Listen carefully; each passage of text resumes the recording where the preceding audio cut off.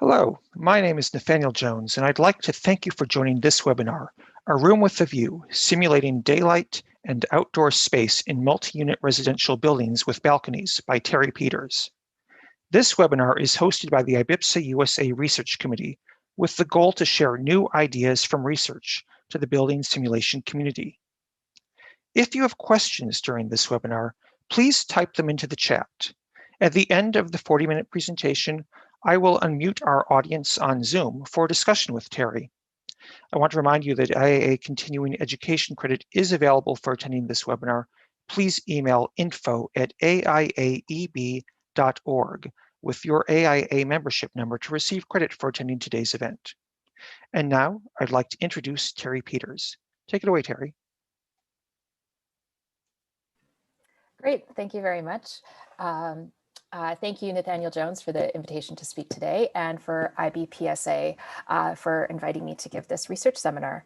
So in this presentation, I'm going to give about a 40-minute presentation about simulation-based work that I've recently done relating to daylight and balconies in multi-unit residential housing.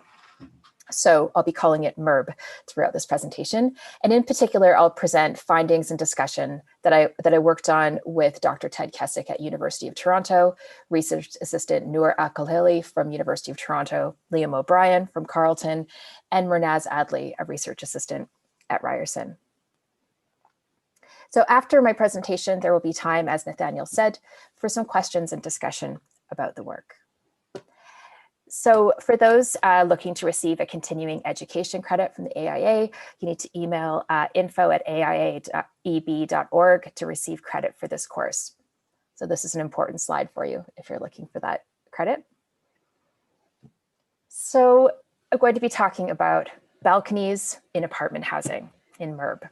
So this is something that many of us are reconsidering in the context of COVID. Many of us with this kind of balcony, living in this kind of housing, suddenly it takes on a new meaning because this outdoor space in the city is very valuable and important to our well-being and our enjoyment of our housing. In my presentation now, I'm going to introduce you to my work and my background very briefly. I'll talk about multi-unit residential buildings, daylight simulation and MURB, balconies and MURB, some results and discussion of a research project that I'll present, preliminary design guidelines and recommendation for MURB design for balconies, and conclusions and future work.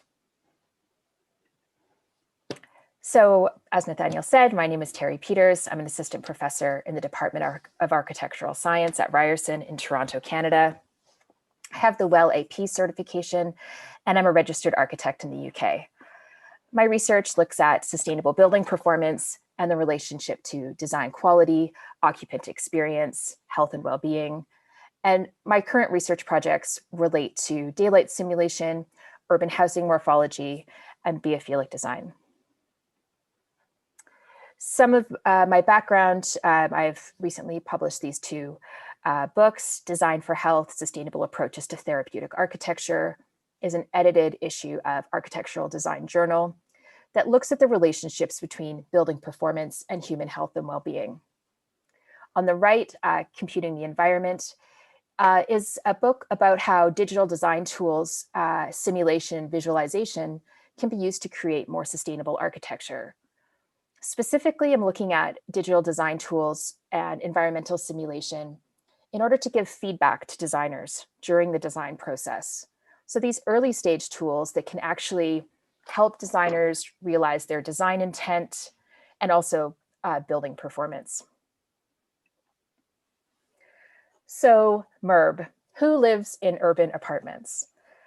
There's about 35 of us here in the chat. Put in the chat if you live in an urban apartment. It is one of the fastest growing urban housing types in North America. Many of us live in apartments and many of us have balconies. There's lots of research that families, people aging in place, single people, couples, there's a huge range of people that live in this apartment type. So I know that some of you do. And there are a huge number of benefits. It's convenient in an urban center. That density can be really vibrant. So there's lots of opportunities and good things about living in this kind of housing. And you're not alone because, for example, in Canada, about 1.9 million households live in housing like this. So in this type of housing, looking at daylight is really relevant because daylight is central to building performance, central to quality of life, central to health and well-being. So it's really, studying daylight in this context really tells you a lot about how the building is performing and how people are using this building. There are certain challenges with MURB as a residential building type that aren't challenges in other housing types. For example, in a MURB like this, you predominantly have fenestration along one exterior wall. So it's very common to have daylight and air coming from one facade of the building. And that's really different from the experience of living, for example, in a single family home or in a townhouse. So there are inherent challenges in the MURB typology. And MURBs also depend on our culture, our geography, the kind of expectations we have about housing. In my PhD research in Denmark, looking at renovation to MURBs, I looked at projects like this, which is very different from the Canadian context. Looking at renovating Danish MURBs comes with its own social, political, and economic context. So in this talk, I'm focusing specifically on current North American MURB design. And there are specific challenges in this housing type. For one thing, there's the repeated floor plate. The aspect ratio of units tends to be 1:2 at best, often 1:3. So they're very deep units. As I mentioned, a single orientation, sometimes called single aspect or single orientation units. Daylight in these units depends a lot on geometry and orientation. The balcony size, because balcony design, balconies are an important part of this housing typology. So it's an expectation in new MURB that they will have a balcony, yet the size and quality of this outdoor space really varies. Glazing in these units is often floor to ceiling glazing. And we know from daylighting rules of thumb and also just from basic simulations of daylight in a space that the daylight from about our knee downwards doesn't actually, the glazing at that level doesn't actually improve our daylight in a space. So the position of glazing is often at odds with views, privacy, and practicality. The sizes of units in MURBs tends to be quite small. Affordability is a major issue, which I'm really not getting into here, but it's just needs to be noted that these are often very small and quite expensive homes. Fresh air and indoor air quality remains a real issue. And there's also, specific to this housing type, challenges with the quality of the surrounding public realms. So not only proximity to other buildings, which of course impacts daylight, but also like the ground floor public realm in terms of accessing the building, quality of surrounding area, location. So all of these are specific challenges in this housing type. A study that informed the research that I'm presenting today is a sort of visual catalog developed last summer with a research assistant, Murnaz Adley at Ryerson. She spent quite a few months and documented about 200 apartment buildings in Toronto. And then did an analysis of the floor plan, when it was built, and started to look at what kinds of balconies do we have in MURB?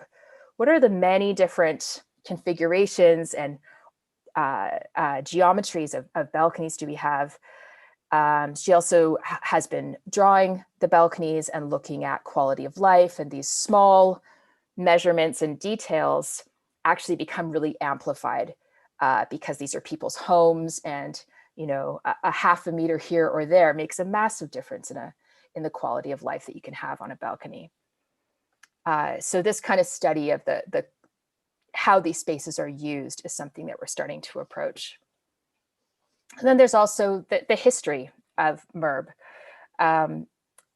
Earlier, or at the end of last year, I co-wrote this response to a 1965 issue of Canadian Architect magazine, which was written at a time when MURB were just starting to become a really dominant housing type in Canada.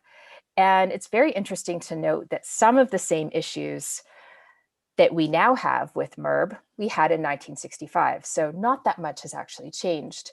We're still grappling with issues of quality of life in units, daylight, access to fresh air, how to live, how families can live in these dwellings and have enough space and balconies. So we think that some of these ideas about MURB design and quality of life and balconies are new, but they're really not. We've been always looking at these issues as architects and designers. There is a document that I've been contributing to for some time called the MURB Design Guide, and that's relevant to the research that I'm presenting today.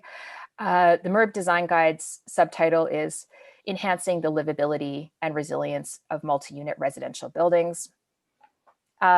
This came from the idea of creating a way of creating evidence-based design guidelines for MURB design. So taking the simulation-based research and actually trying to come up with strategies and preferred options for MURB design that could be used by in industry and by designers.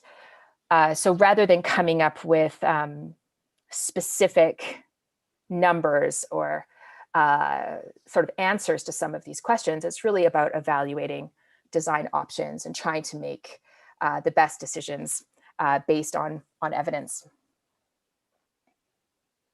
And this document is co-authored with Dr. Ted Kessick, University of Toronto, Liam O'Brien at Carleton, and myself. And in this document, we've been putting together rules of thumb for MURB design. So based on the evidence and the research and the studies, what can we then say moving forward would create better MURB? So there's recommendations on scale and typology, massing guidelines, unit guidelines, material guidelines specific to this housing type, access and street guidelines, and indoor-outdoor connectivity guidelines. Most recently, in the kind of version 2 update, looking at solar access guidelines to do with daylighting at the building and unit scale, and daylighting guidelines based on simulation-based studies of how to design better daylighting qualities in this housing.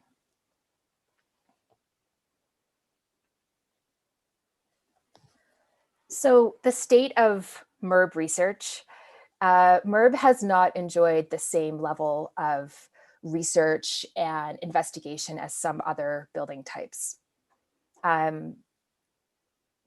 It's the fastest growing residential type in Canada, according to the CMHC. It performs poorly in terms of daylight. Daylight is generally understudied in this housing type. Balconies are a defining feature of this building. So if you're in the city and you look up and you see tall buildings, one way of knowing if you're looking at an office building up there or a apartment building could be the balconies, because it's such a defining feature in the city of these balconies that show inhabitation, they show different activities going on. It's like a mini public space for people up there and a view out to the city. And we found that there is a need for MURB-specific metrics and design strategies. The current state of daylight research it still is that most daylight research focuses on offices and with the goal of energy savings. There is promising work in the residential daylighting area. Dogan and Park have published on MURB and daylight, looking at what kinds of considerations and metrics we should be looking at to really create a MURB-specific solution. Andergy, Tucci, and O'Brien have published on MURB, looking at factors influencing comfort, people's comfort and experience in MURB. These are all important things to research, but to date, there have been no research really at all on balconies, the role of balconies, especially connected to daylight, thermal comfort in MURB, and no field research, which would be really important to ask people what do they prefer to find out actual conditions on site.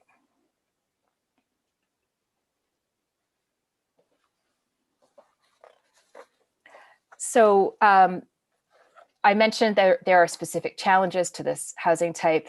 You can kind of see this illustrated in the photo here.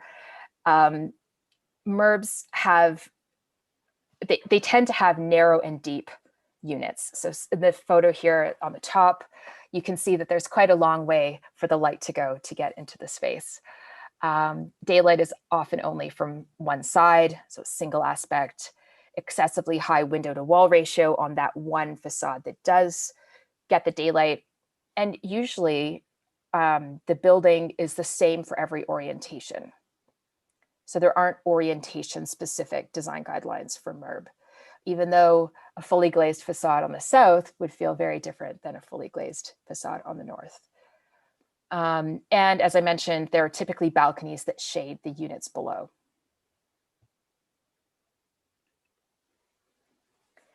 So there are quite a few assumptions that we need to make in daylight simulation for MURB. The inputs that we put into the software to carry out the simulations to understand the annual performance or point in time measurements, we need to really make an assumption about what are desirable target illuminance levels for this building type. So basically you're asking, what is a daylit space at home? How much light is comfortable at home? How much light do we need at home?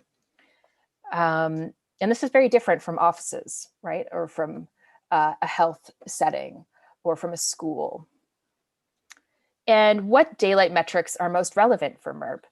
Are we aiming from total autonomy from electric lighting? Are we looking for a situation where we can supplement daylight and electric lighting? Other assumptions are, we need to make assumptions about who the inhabitants are and how they use the space. We do that through specifying the occupancy schedule for how many hours people are spending in this space in order to get the annual metrics or annual measurements. But it really asks the question of, like, what is the task in a home? You know, our dining tables for eating. I think many of us have been using our dining tables for working or schooling our children or whatever, but we don't really know what light levels are required in each room in a MURB, but you have to make an assumption when you're doing a daylight simulation. So other assumptions are, what are the most appropriate task heights for measuring the target illuminance? Should you be measuring at a desk? Should you be measuring at the floor? Should you be measuring at a coffee table?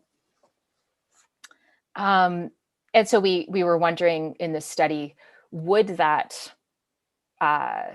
changing some of these assumptions change our results?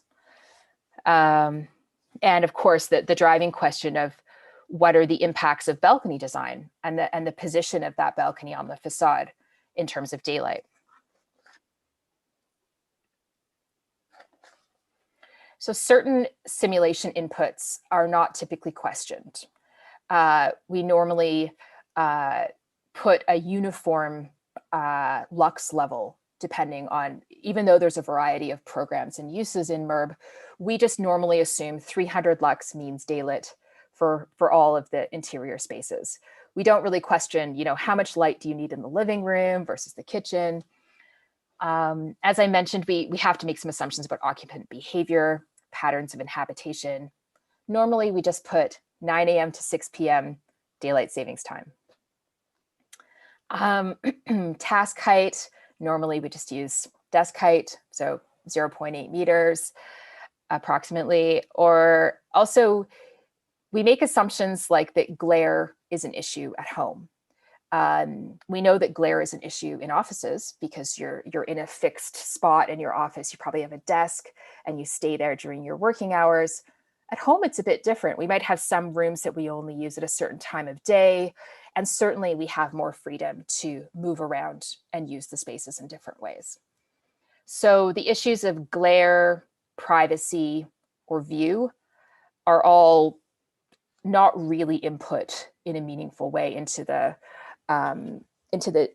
daylight simulation, except that you might specify an upper illuminance value for your range of daylit values. We also assume that daylight autonomy is desirable at home. We assume that we're trying to create spaces at home that don't need to be supplemented by, or don't regularly need to be supplemented by electric lighting. So in this study that I'll be presenting, this simulation, we used simulation to understand the impact of the balconies on daylighting. We used climate-based daylight modeling. We started using DIVA and switched to, we also looked at Climate Studio in this project. We evaluated for daylight autonomy and useful daylight illuminance, two commonly used metrics, which I'll talk about in a few minutes. And we were concerned with daylight availability. So the best case scenario of how much daylight could we get into a space. The modeling parameters, we tried to focus on typical one-bedroom units in a MURB. So single aspect, meaning light comes from just one side, side lit, mid-level in the building, one-bedroom unit with a floor-to-ceiling height of 8 feet. So pretty typical. And then we experimented with different parameters for the balcony size, geometry, placement on the facade, and materials. And we looked at the influence of the balcony of changing up those parameters on the unit daylight levels. And we evaluated that both as a percentage, like an actual percentage, and also in relation to the no balcony option. So we did a kind of relative study of if you had no balcony, what would your daylight be versus if you had one of these different balcony options.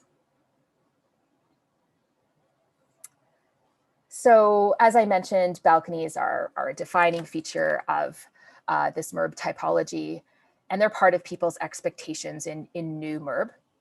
In Canadian cities like Vancouver and Toronto, there's such a wide range of balcony types and sizes being constructed. So we found irregularly shaped balconies, small, very, very small balconies, almost just like a lookout. We found floor plates that were kind of pointed. We found all these different kinds of balconies being built and that people were using. We didn't find very many very large balconies. I don't have a photo to share with you of a really large, beautiful, well-used balcony.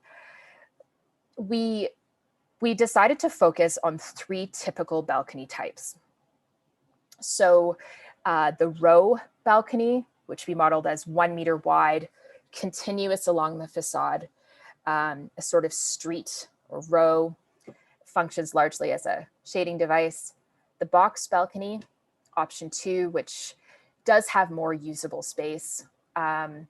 We modeled it as 2 meters wide and 2 meters deep, although we did see quite a few variations of being 2 meters wide and 3 meters, or 2 meters deep and 3 meters wide, or 3 meters deep and 2 meters wide. So different configurations of this kind of box idea that protrudes from the edge of the building. So it cantilevers out from the building and it shades the unit below. And the third option, this inset enclosed balcony that doesn't stick out from the edge of the building, sometimes called a loggia, an outdoor room, an outdoor balcony. that's enclosed and protected more from the weather. And we modeled that at 2.5 meters wide and 3 meters deep. And in terms of the balcony position on the facade, we looked at stacked balconies where it's one on top of the other on the building facade, and staggered balconies, which are offset from one another. So if you were to come out onto your balcony, you could potentially look up and see the sky. You could look up and have like more than 2 levels before you saw the next person's balcony. And in terms of materials, we really just evaluated a glazed balustrade and a solid balustrade. So there are some benefits to the first option that we looked at, the row balcony. For example, it does seem to offer a ventilation option. Like you have these big doors in a small unit, you can open it up and get some fresh air inside. You are shaded from the unit above, and your balcony shades the unit below, and there isn't much space to really use the outdoor space that you have. Often it's running the whole length of the unit. So you would have the same balcony condition potentially in your bedroom as you do in your living room. Balcony option 2, the box shape. This, of course, shades the unit below. You're shading the unit above. You get a little more of an outdoor space. Often people are furnishing this with chairs and a table, providing more of a longer term space to use outside. And then balcony option 3, where the balcony would feel like a little bit more of part of your living room, part of the space. So this could be preferable when you have maybe not the greatest weather. If it's raining, you've got this more protected balcony space. You're not shading the unit below. You're not being shaded from above. So it's actually quite different than the other balcony spaces. So we varied the simulation inputs when we evaluated the daylight in balconies to try to understand where there are meaningful relationships, like what matters most in looking at balcony design and the influence on daylight in the unit. So we found that balcony orientation and geometry are the most important, and climate wasn't as significant as we thought it would be. We did look at different climate zones and looking at different, in our studies, looking at different parameters. The climate wasn't as significant as we thought, probably because we weren't looking at energy. We're solely looking at daylight. So there are some slight variations, but we thought it would be a little more dramatic. Varying the heights of the illuminance planes does lead to different results. So we tried measuring at different levels to understand, should we be measuring at desk height or coffee table height or the floor? What kind of results do we get from the different balcony types so that we can understand when we're achieving a well-lit space?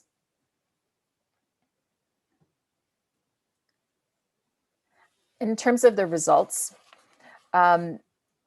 looking specifically at the balcony design on unit daylight, unsurprisingly, the south-facing option performed the best. Balcony option 2, the box shape with the glazed balustrade and the staggered placement on the facade performed the best of those tested. So that was somewhat surprising and somewhat encouraging that it is possible to have a good size balcony in a small unit, as long as you control the shape of the balcony.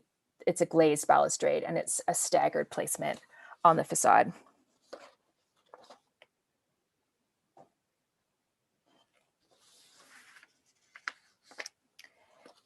We found there was a significant a somewhat significant effect of changing the illuminance plane height when we evaluated whether or not the space was daylit.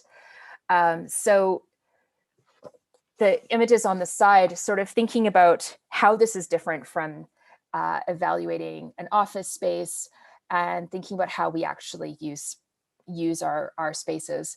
So there was a significant difference in daylight autonomy, and the lower to the ground showed a higher daylight autonomy.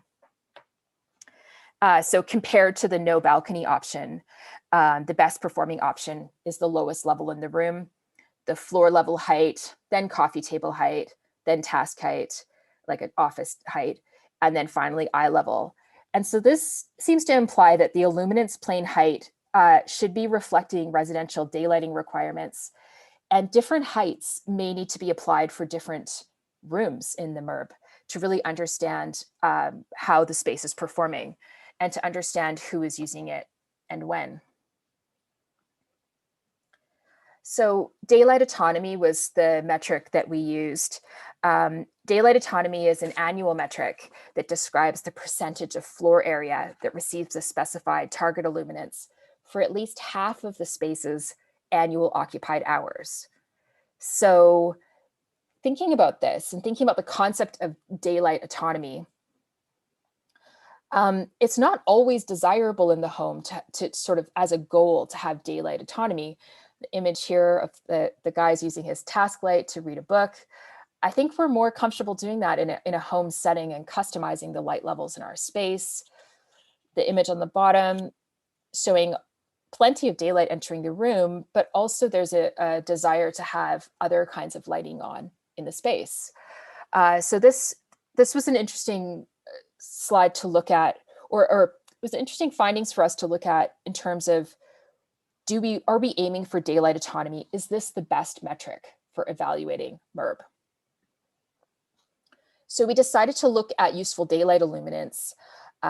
So the word useful in this title is because it's looking at a range of illuminances that are considered useful by the occupants. So thinking about having an upper limit, this 300 lux as an upper threshold, because really we find from 300 lux to 3000 lux the most useful levels for what we need in a space. The most recent definition of useful daylight illuminance characterizes different lighting levels and defines less than 100 lux as just being too low, unsuitable for and inadequate for users. 100 lux to 300 lux is considered supplemental lighting. 300 to 3000 lux is considered autonomous, very well daylit, and therefore the most desirable. And higher than 3000 lux is considered overlit, more light than you need, could be leading to issues with overheating, glare, discomfort. So this is a more user-centered approach to daylight.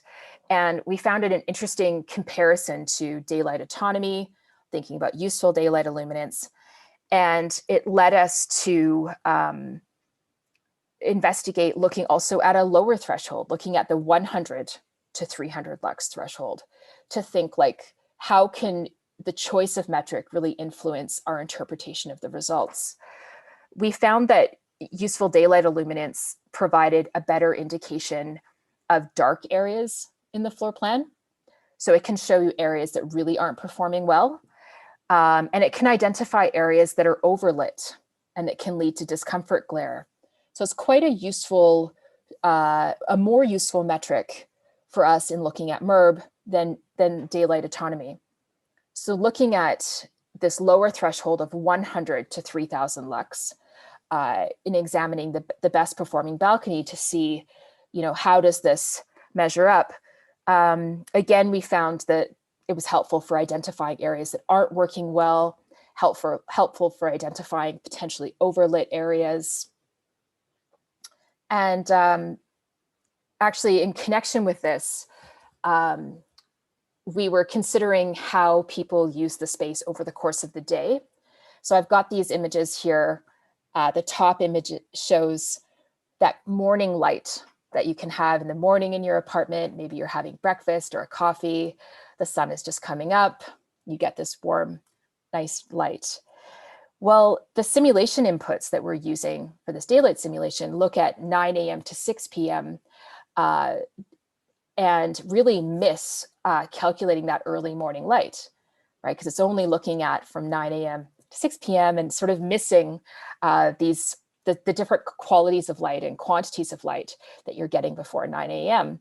But people who live in these units, that can be very valuable. That can be a really important experience of the lighting in their unit.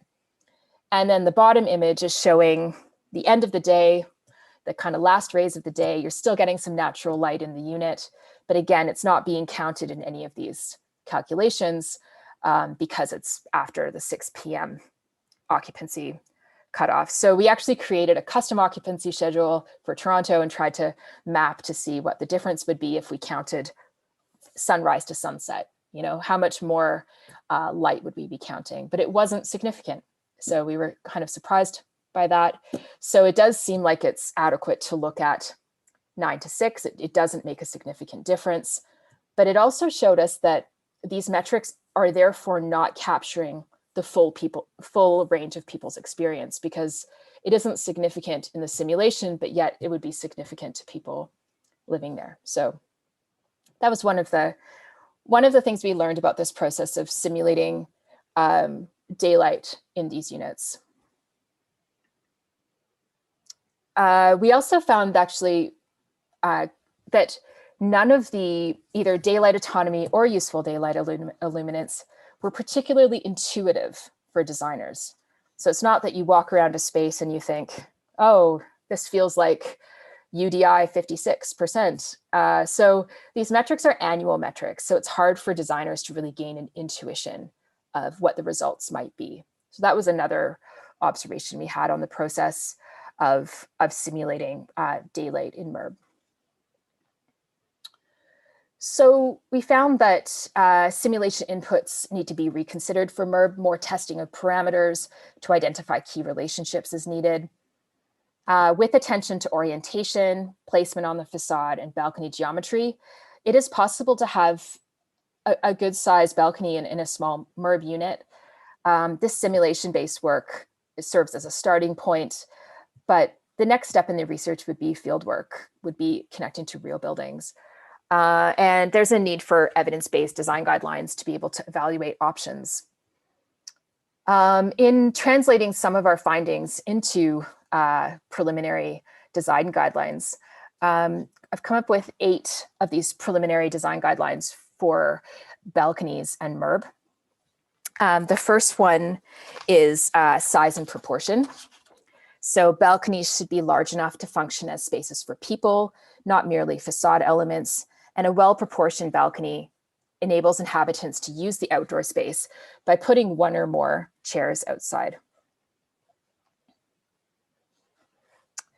As we found, balconies shade the units below. So all balconies that protrude from the facade shade the unit below to some extent. Balconies also impact daylight availability within the dwellings because they effectively extend the floor plate, and light cannot therefore reach as far into the unit. Extending the living space.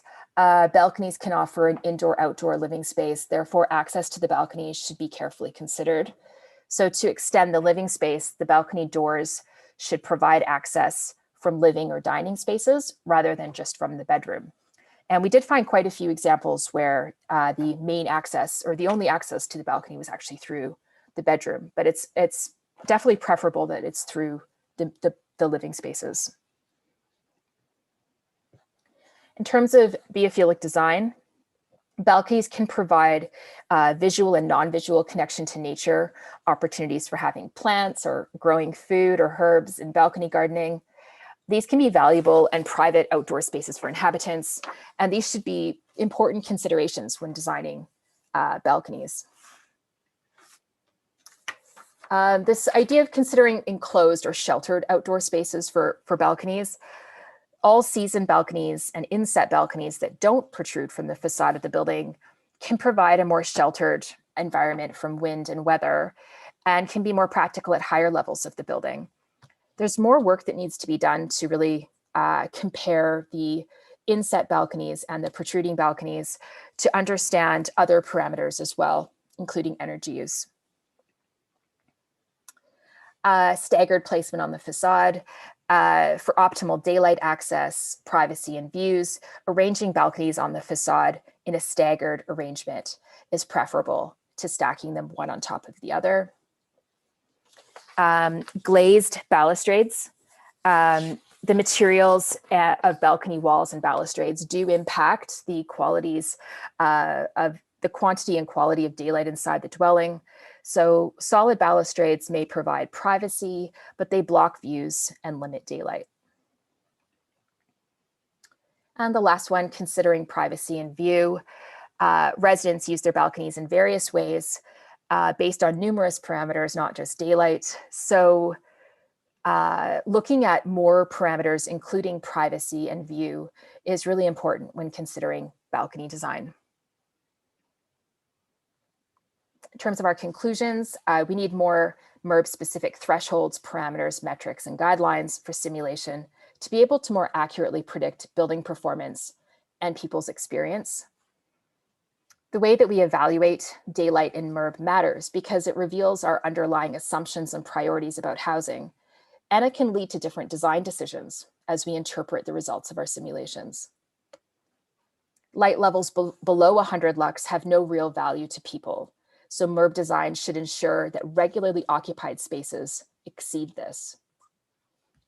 More relevant metrics can enable MURB designers to make better decisions about unit layouts and orientations, leading to better housing. And future work will examine trade-offs between a unit's thermal comfort and visual comfort to link daylight and energy use and to create guidelines that include that. And specific to balcony design, as I mentioned, a relatively good sized balcony is possible on a small MURB unit as long as geometry, orientation, materials, and location on the facade are considered. Balconies are desirable in MURB, but it's important to remember that any balcony that extends beyond the edge of the building limits daylight penetration into the unit. Geometry, orientation, and position on the facade are the most important parameters. There's a need to re-examine the simulation parameters and assumptions we make. And we should be considering numerous parameters aside from daylight on its own. There's energy efficiency, indoor thermal comfort, the relative size of the unit to the balcony space, views, and privacy. So future work is about better data to understand people's expectations, more studies about who actually inhabits MURB and their age, activity level, and use of the rooms, because that's relevant to daylight and daylight levels that are required for people's well-being. And since different heights for different illuminance planes can be modeled, now that we have these very easy to use design tools for feedback, we need to really incorporate a deeper understanding of people and our behavior so that we can select the right illuminance level or height that's most appropriate for each room type.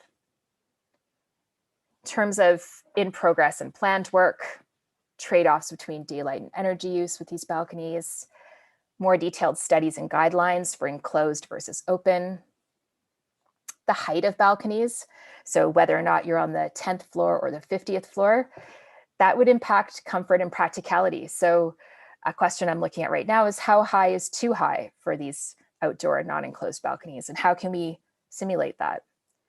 And the non-visual effects of daylight are overlooked in housing design, and new simulation tools can evaluate the impacts of design or of daylight and artificial lighting on our circadian rhythm. These are some of the references that I made in this presentation. And that's about it. Thank you very much. All right, thank you, Terry. That was a great presentation. It's really interesting to see how we're applying some of these metrics that we've seen a lot of in office buildings to our residences. So that's great to see. I want to, first of all, remind everyone that we are offering AIA continuing education credit for this webinar. If you're just tuning in, please email info@aiaeb.org with your AIA membership number to receive that credit. I want to open the floor up for the audience to ask questions. Please type your question into the chat, whether you are watching on YouTube or joining us on Zoom. And if you're on Zoom, we'll unmute everyone in just a moment to invite you to ask those questions. But while people are coming up with their questions and typing them in, I have one of my own that I want to pose to you, Terry. So you've mentioned, you know, the need to develop new metrics to look at residential spaces. And I think you've developed a lot of experience here looking at those spaces through the lens of, you know, some of the metrics that we've developed for commercial spaces. So what would you like to see in new metrics, or do you envision anything for them right now? I think one of the challenges with metrics and ways that we evaluate MURB is that we're treating the whole unit as one space, as one program. As typically, we're not going to different rooms and evaluating different light levels. Whereas, for example, in a school, you might have the cafeteria and you evaluate that one way, right? I think MURB is quite a complex typology because there's so many different activities going on in there. So I think simulation-based work to understand key relationships is really important, but then I think also pairing that with field work that goes and both talks to people and compares people's responses and opinions about different spaces, but also actually measuring light on site and finding out, are things performing as we're simulating them? So looking at that performance gap between simulation and the real world. So I think doing that kind of research in order to develop MURB-specific metrics and MURB-specific approaches, I think it would be really helpful. All right, great. So we have a question coming from Ali. Ali, do you want to unmute yourself and ask your question? Yes, first of all, I sincerely thank you, Terry and Nathaniel, for informative, great webinars. I have two quick questions. First off, is there any standard about the balconies? And the second one is, how about the trump wall? You know, there are a lot of condos for example, in BC, because BC has not a very cold weather. So trump wall maybe give us a better condition for energy environment. Thank you so much. Sorry, what was the first part of your question? The first was, is there any for balconies? Yeah. No, there aren't any balcony design guidelines. The closest we found is the City of Toronto has a publication called Growing Up Vertical, the Vertical Design Guidelines. And they specified that balconies should be a usable size space. But there aren't any design guidelines that are, it wasn't based on a simulation-based study. So we don't have design guidelines for how big a balcony should be or on what level it might want to be enclosed. Or is that even a major determinant? Is it more about the view? Is it more about the orientation of the balcony? So design guidelines, I think, are needed in this because, as we found at the beginning of the study, there are so many kinds of balconies with such a range of sizes and experiences that are offered, and also a range of building performance impacts. So, you know, that needs to be studied in more detail, and I think design guidelines are needed. And they could be orientation specific. They could be for different kinds of MURB. I've been looking, for example, at different kinds of multi-unit residential buildings that are, you know, if you're focusing on seniors housing or aging in place, that's going to have a different daylight requirement, a potentially different requirement for outdoor space. So I think there's a range of possible good solutions. Are you talking about enclosed balconies in places like BC, like where it's more protected? Yes, one of the most significant way to energy saving is trombe wall. So in BC, most of balconies, especially new balconies, are closed balconies. So I'm looking for trombe wall. Did you research any trombe wall or no? Not yet. I mean, I think there's a range of more enclosed solutions, either that are fully glazed. There's the kind that are movable that can open up. So I think that's an important direction, is to look at the difference in multiple parameters, also in energy use for different kinds of levels of enclosure. So I think that would be a good study to do, which we haven't done yet. Thank you so much. All right, thanks, Ellie. Well, here's a question coming in from Hiba. This is asking, do you have any techniques or ideas for looking at the trade-off between visual and thermal comfort in areas with high glare?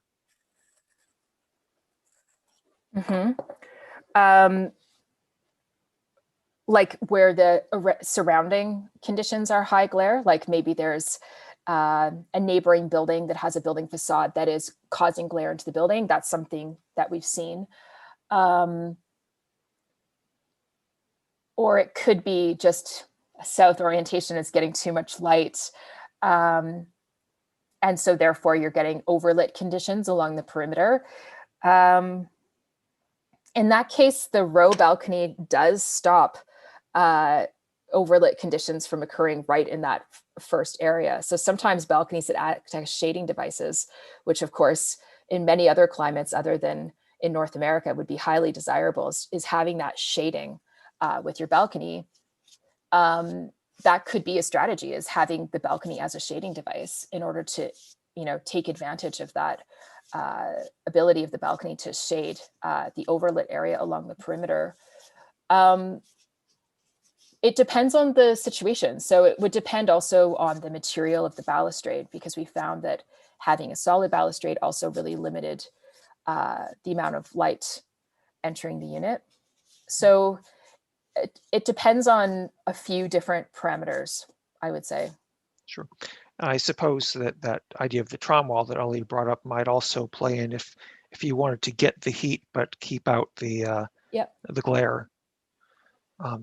Here's a question that's just come in from Tuan Min. Can you talk about other daylight metrics such as spatial daylight autonomy and annual sunlight exposure, and why you chose your simulation metrics instead? We did look at spatial daylight autonomy. Spatial daylight autonomy, we found a little bit less relevant in the MURB housing typology because it assumes automated blind use.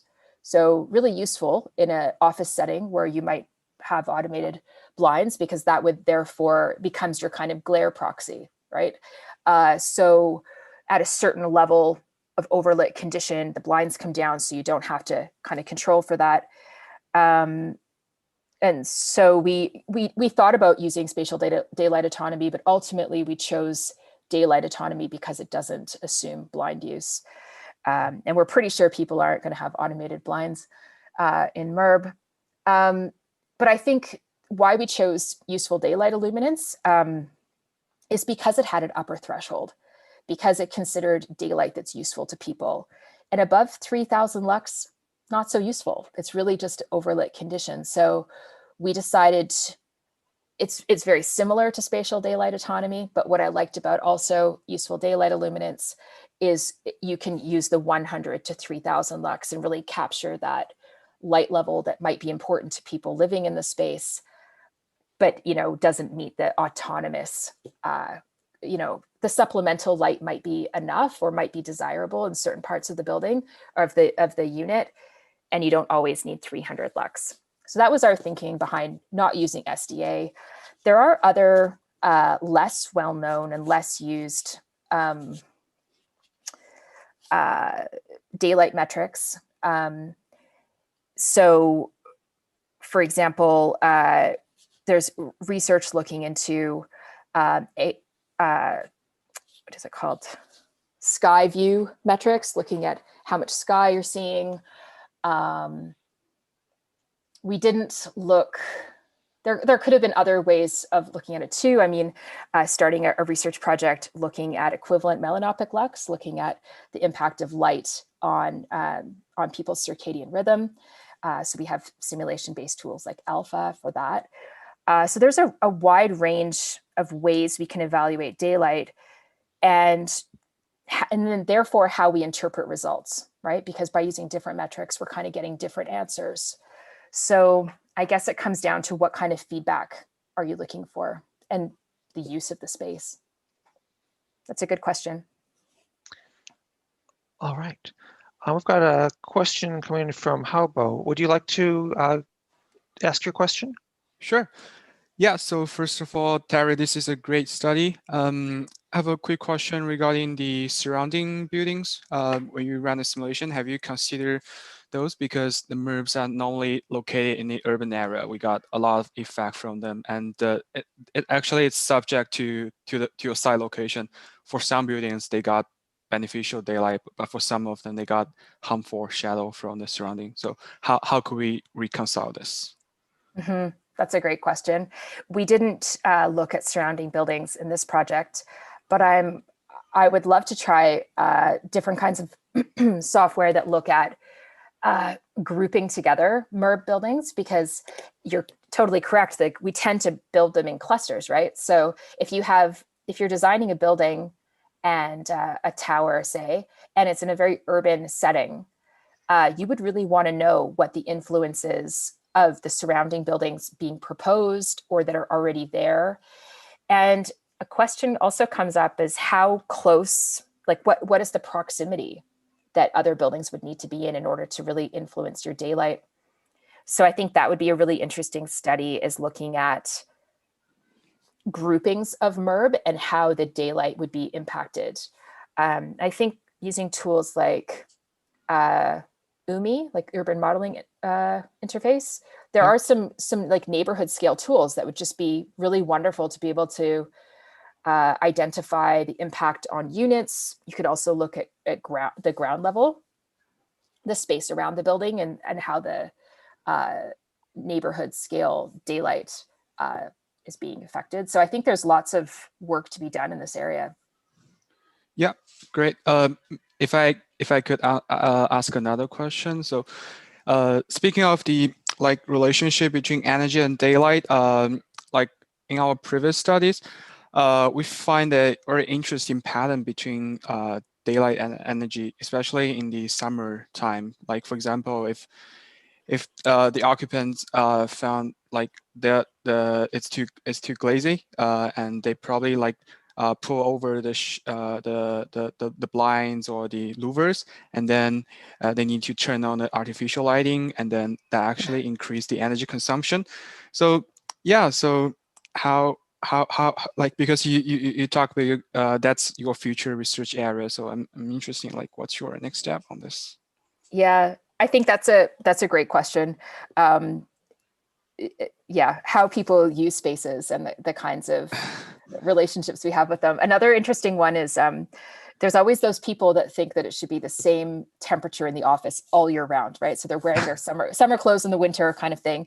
And so I'm wondering, I don't know if I can answer this through simulation, but I think it would be really interesting to better understand, do people tolerate lower light levels in the winter and feel satisfied with the daylight levels because it's winter and they're just happy for, what they can get? Or do we turn the lights on in the summer in a space that has lower light levels because we expect the sun, like this kind of changing expectations with different seasons. And then there's also age and behavior in spaces. So when my kids are running around the living room, they find it really hot because they're doing laps in a small space. Whereas if you're just sitting there, you have different expectations for certainly for thermal comfort, but also for daylight. So the tasks we're doing, the behaviors we have, people's age, the climate, the weather. There's a lot of work to be done here. And I think it's really exciting because it can lead to better housing for everyone. Yep. Great. Thanks, Haba. We've got one more question that's coming from Juan Min. Could you talk a little bit more about your findings on the differences between northeast, south, and west facing windows? Mm-hmm. We largely evaluated, we actually, in this larger study, we also did, we did 8 orientations. Like we also did not just northeast, southwest, but we did northeast. You know, we looked at much more nuanced for orientations, and we found more, as you would expect, we found more quantity of light hitting during our hours. In the south, we found, of course, the even light that people like, also the studio light from the north, just didn't come in the same intensity. We found differences in the seasons, obviously, difference in winter light entering the unit at a lower level versus the summer. But since we largely looked at annual metrics and annual calculations, a lot of those nuances were really smoothed out by just having an annual percentage for DA and UDI. So I think that when you look at it as an annual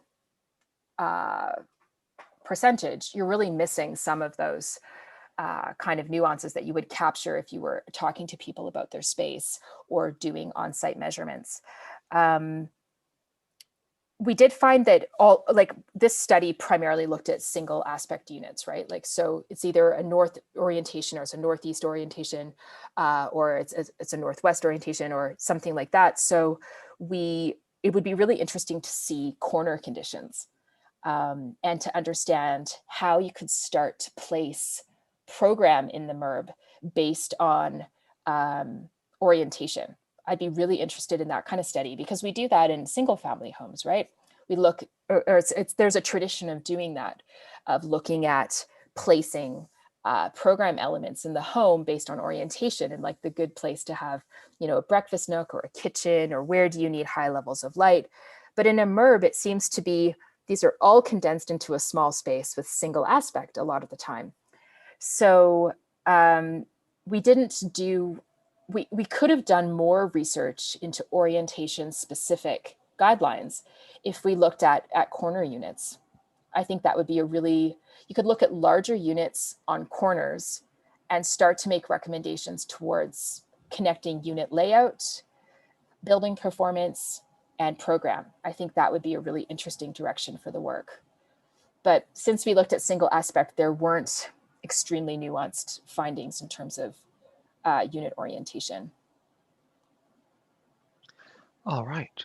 Well, thank you very much, Terry. This has been a great presentation, very interesting. And thanks to everyone for joining this ibpsa-usa Research Committee webinar. Please join us again on March 25th at noon Pacific time, when Sarah Motamedi presents her research on daylight analysis on different window configurations. Have a good day. Great, thank you.